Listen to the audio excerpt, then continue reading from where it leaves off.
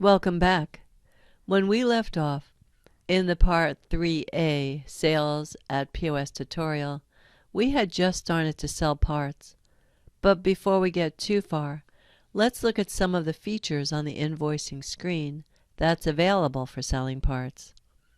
So with the cursor in the sell field, the store's quantity on hand, list price, core price, if there's a core, the customer's sell price per unit, and the total of the core and sell price, as well as the customer's taxability, display for stocked parts.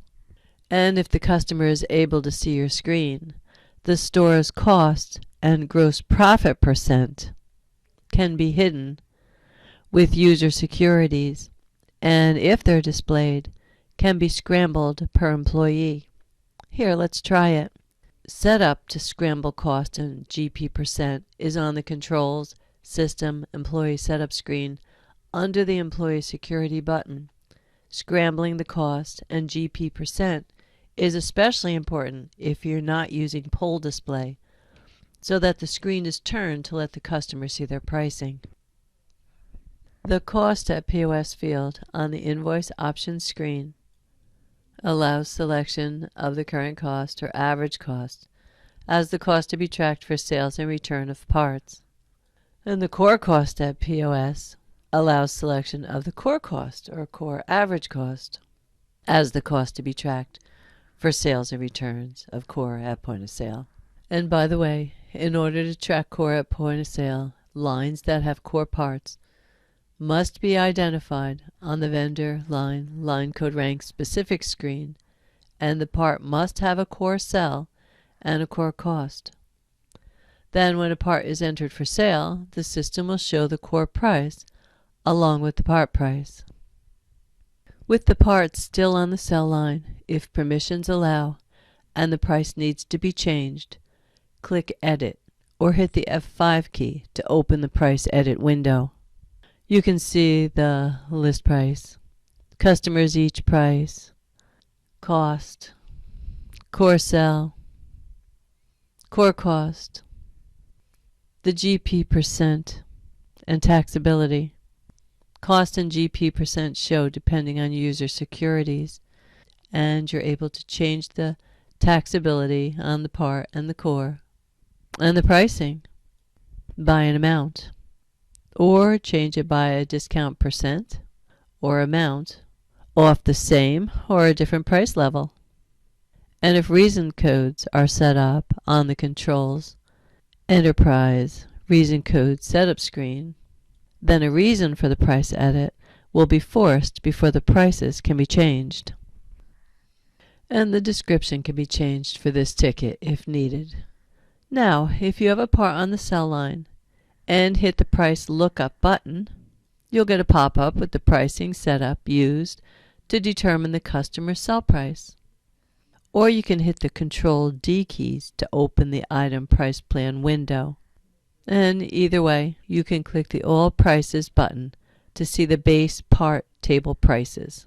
And if you don't have a part on the sell line, and a customer calls or asks for a price while you're in the middle of an invoice, click the Price Lookup button, and the Price Lookup window lets you enter a line and a part number, and hit Enter.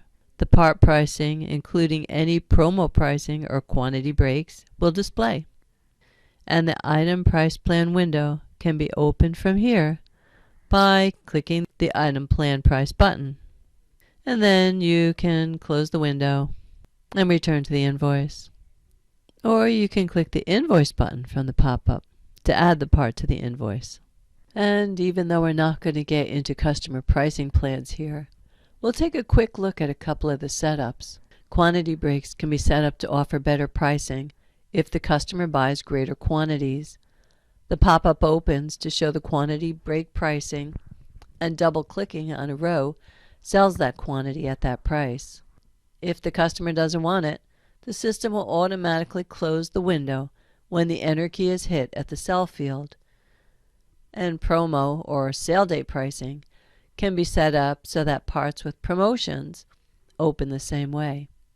In this example, I have both opening in the same pop-up in order to inform customers of both quantity breaks and the promo pricing. And here's one you might like: POS reminders. If enabled on the Controls System General Setup screen and added for a part on the main part entry screen, then employees will be reminded at point of sale to ask certain questions or maybe offer related items. And while we're not going to get into selling gift cards and merchandise cards, just let me say that gift cards can be sold and reloaded and tracked, as well as redeemed at tender. So if you're using them, then check out F1 Help by entering gift card under the search area, and if that doesn't answer your questions, contact your support rep. Okay, now if a part entered on the sell line is not carried in the store, it's called a not in file, or NIF part. It's also called a write-in part. Depending on the setup of the Allow Write-in Parts field on the invoice options screen, write-in parts can be sold, not allowed, or a point of sale will prompt each time a NIF part is entered on the sell line to allow the sale or not. And the forced buyout on write-in parts is used to automatically add NIF parts with the buyout modifier, so the part must be sourced. NIF parts show a small red WI for write-in to the left of the Edit button. The line code to use for NIF parts can be set up on the invoice options screen. It defaults to NIF. There it is. Right there. If a write-in part is entered on the sell line, quantity entered, and the enter key hit, the price edit window automatically opens to enter the part price. Setups can be used to control pricing of write-in parts by a GP%. Let's say you always want to make a 35% profit on every write-in part sold. Enter that percent on the Controls Invoice Options screen under the Fees and Margin tab for NIF parts and sourced NIF parts. Now let's go back to the Price Edit window to price a part. If you know what the part cost you, enter it and the system will calculate the rest. Same if you only know what you want to sell it for. And if you want to give this customer an extra break, if permissions allowed, prices can be edited and the system will recalculate the other values. But if you need to make a higher or lower profit on some line, then a setup on the vendor line code ranks specific screen overrides the store setup per line code. And by setting up the GP% you'd like to make on these parts, counterpersons don't have to try to remember the profit levels. And high and low margin fields on the invoice options screen will let sellers know when they're selling something too high or below the necessary margin. And again, the same overrides are available on the line code level.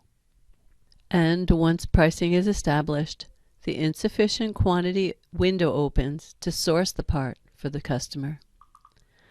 But let's pause here and pick back up on selling parts at point of sale in Part 3D, where we'll take a look at customer sourcing and catalog lookup, as well as a few remaining features before we move into returns. So be sure to watch that lesson next. And now if you have any questions and don't find the answers in the F1 Help file, please contact your support representative. And thanks for joining us.